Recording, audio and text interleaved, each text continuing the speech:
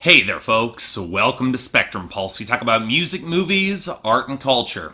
And here's a big one. We're going to be talking about the newest album from JayZ called 444. My first review ever to be put on YouTube was originally gonna be for JayZ's Magna Carta Holy Grail. Now granted, if you go back into my history, my very first review was actually for Don't Look Down by Skylar Grey. I know, not exactly an improvement, but that was partially a conscious choice on my part, because JayZ is not the sort of artist that you tackle lightly. I've gone on the record of not being much of a JayZ fan. He's made his classic records, but he's also made a lot of lazy, overly commercial hits that coast more on presence and bravado than actual wordplay or insight, especially in recent years. And it's led to a lot of albums that I wish I liked a lot more than I do. And let's be very honest here. JayZ, the man, the artist, has often been eclipsed by JayZ, the multi-millionaire or billionaire icon, entirely too often, both in his public persona and in a lot of his art. And while his success would have made some of that inevitable, it's not like he's one to showcase something deeper or draw attention to details that would allow an audience to connect with more of his material in more of a populist sort of way. And then Lemonade happened last year. And look, there was no way to even approach the conversation of this album without mentioning the moment where Beyonce cut loose and delivered the best album of her career. And again,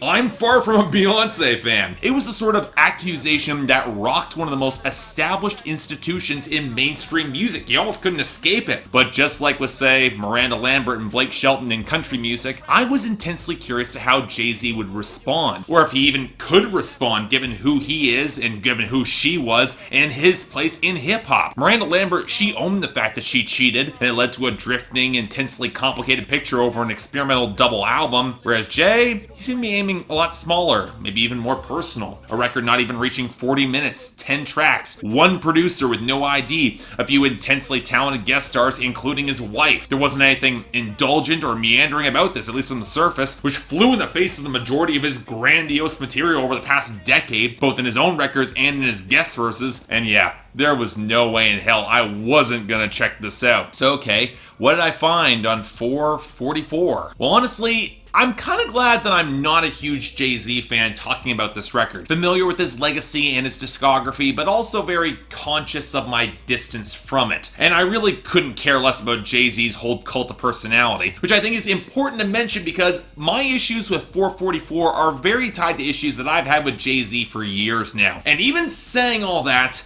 I'll readily admit this is a great hip-hop album, easily his best in around a decade, probably since American Gangster, and reflecting a level of tightness and focus that has been absent in JayZ's work for far too long. But more than that, it feels personal for once. And if you're looking for an element that will both reinvigorate the fan base interest and get me engaged, it would be this album because, yeah, he gets a little deeper there. So let's start off with JayZ himself, where even he will admit on the first few songs on this album that people can't really connect with his pain and past if he continues to hole up in an ivory tower and not face the very real, very human, very frightening consequences of his human demons. And thus, it's a credit to his delivery that he does try to show more emotion in his flows. He sounds more tired and world-weary, the crags in his voice and his wry, low-key sense of humor coming through even more muted. It would be easy to say that this is JayZ's midlife crisis record, to the extent that any man with his level of fame and success can have a crisis, and yes, we will come back to that. But in reality,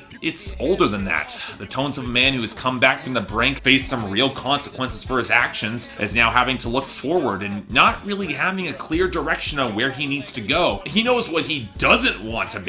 On songs like Bam and Moonlight, he castigates older MCs who try to mimic current trends instead of embracing their own age and position, along with some younger rappers who are interchangeable, not building up their own unique personalities and getting eaten alive by the music industry. But in terms of what the future entirely looks like for him, JayZ's only starting to figure out what that is beyond his own massive, massive success. Now, of course, to some extent, that success has always been something of an Achilles heel when it comes to my personal liking for JayZ, or even a lot of his artistic evolution. Now more than ever, JayZ is conscious that he's more of a role model of black success in the United States, not pandering to religion or image like Al Sharpton, or a veneer of respectability politics like Bill Cosby did. But it's a level of success that makes him seem kind of disconnected from the average man at points. Take the story of OJ, where he talks about buying real estate and paying down credit and using his platform title to sell that aspirational message and and move beyond a protected image of black worth defined by the system, and yet it's hard not to feel like JayZ is now an ingrained part of that capitalist system, buying expensive art to flip at higher costs, or how he muses on not buying a building for only $2 million when it's now worth 25. That makes him such a dumbo. These are not problems that the vast majority of the world can remotely comprehend, and when you pair with the whole line of this is how Jewish people own all the property in America, look man, I get the intent of your message, but it's gonna be misconstrued by the wrong people with your phrasing. But that's the thing with JayZ.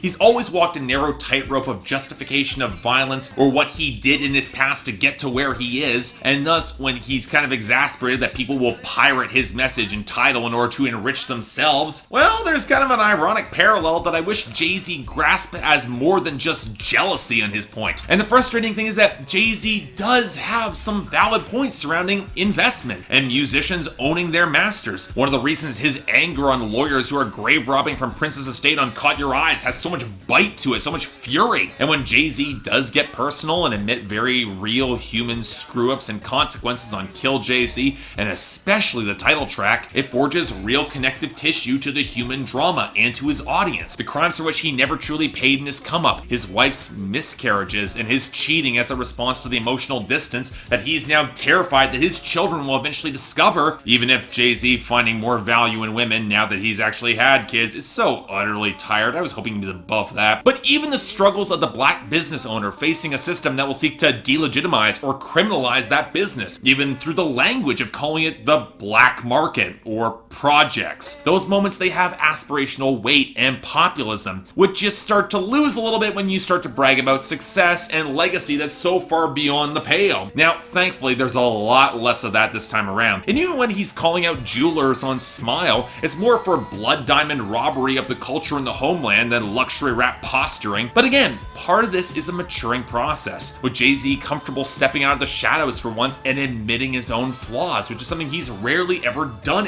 at least to this extent. Granted, he's also got the luxury of being a billionaire, which can undercut some of the stakes of that confession, but you know what? At his best, he makes it seem real. And a big part of all this ties back to the technique, the production, and the overall composition of a lot of these songs. I'll say it, JayZ has not sounded this on point when it comes to a variety of flows and styles in probably years. And yes, while he does rhyme too many words themselves and gets step into some very shaky rhyme patterns that I'm not personally crazy about, he's also got a real skill with layering his bars, and on the majority of this project, he does not sound lazy or complacent. Granted, that's helped by producer No ID not giving him the room or time to do so. I could talk about how he gives JayZ a selection of great soul samples that are chopped just fine enough to have an unstable, urgent edge, especially propelled by the beats, but clearly have that more expensive touch that you would expect from JayZ. I mean, he's sampling Donny Hathaway, Nina Simone, Stevie Wonder, Hannah Williams for the inspired title track hook, and even the Fugees. But what's more impressive is the runtime here. Again, this is a very tight album, 10 tracks in less than 40 minutes, and if anything feels indulgent, it might be a few of the outros. That's pretty much it. Granted, when you get Beyonce's layered vocal crooning over Family Feud, it's not exactly a bad thing. She sounds great, but I wasn't really all that crazy about the extended outro from Damian Marley on BAM. It wasn't really adding much to the song's overall brag rap purpose. There are a few other production nitpicks. I'm not really wild about how the vocal fidelity shifts midway through the second verse on Caught Their Eyes, and incidentally, that film over top of Frank Ocean's hook did not need to be there, or how the vocal tones behind Family Feud can feel oddly rubbery at points, didn't quite rub me the right way. But otherwise, when you have songs so streamlined and stripped back down to the bone with these samples, there really isn't room for error. And whether it's JayZ toying with a modern triplet flow on Moonlight before discarding it so well, or his very plain-spoken moments of trying to walk that line between greater responsibilities now as a father and his own darker impulses, there's very little here that feels indulgent or out of place, or forced on that note. A snapshot of reality from JayZ that can't always feel as relatable or populist as it probably should, because especially at this point of his life very much isn't much that populist dream. So yeah, while there are issues that I do have with this album, I've never been crazy about some of JayZ's flows, his brag rap doesn't always stick the landing, he's not quite as self-aware or populist as he thinks he is, this is still a great album. even if it does feel like a bit of an outlier moment in JayZ's career. It's rare that his self-pity actually carries some weight for me given his current circumstances, and you know what? It's a testament to his skill and No ID's control as a producer that it turned out this streamlined and thought-provoking and emotionally effective, I'll admit that. But this is also not a young man's record, and it's making no place for a mainstream audience that JayZ doesn't already have. And for me, you know what, that's fine. I love to see JayZ get a little bit more experimental, a little bit more personal. And while I'm not sure he'll ever have material this raw ever again, it's potent, and it's a well-deserved enough to net an 8 out of 10 from me, a very respectable record in a discography that's full of them, and arguably better than most of them. Again, I'm no big JayZ fan, but I'll salute a man who's willing to step up and take this sort of honest responsibility, especially if he delivers some damn great music to boot. I'm actually one of those few folks who pays for Tidal, but when it comes out of every other platform, you're gonna want to check this one out.